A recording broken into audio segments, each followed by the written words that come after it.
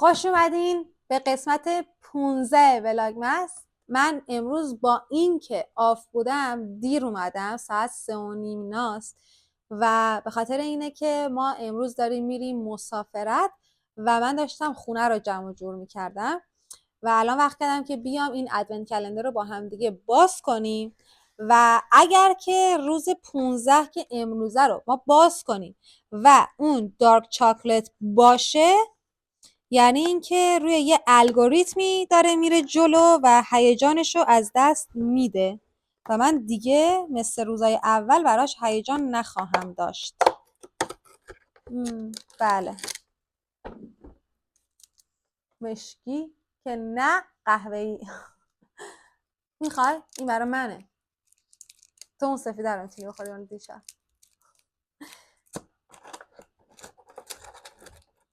خب این دیگه هیجان نداره که.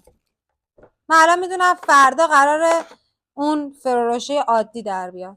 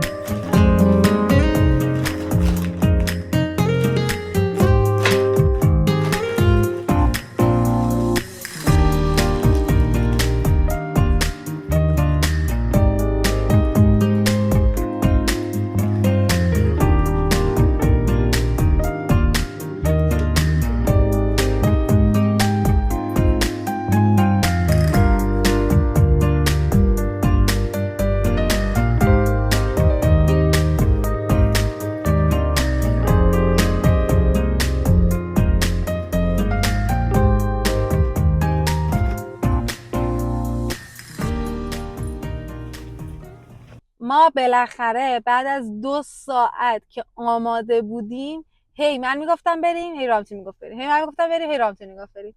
بالاخره ساعت 7 زدیم بیرون، داریم میریم به سمت پرینس ادوارد کانتی. با ما همراه باشین.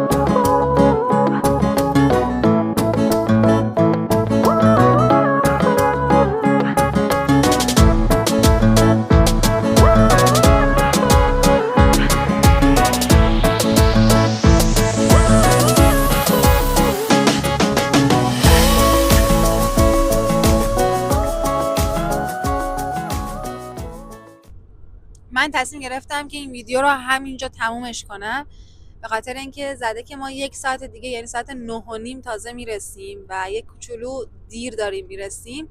چیز خاصی من نمیتونم از اونجا فعلا نشون بدم و مرسی که تا اینجا این ویدیو با من همراه بودین. من شما رو فردا توی یه ویدیو دیگه یعنی ولاگمس 16 توی یه شهر جدید میبینم. خداحافظ.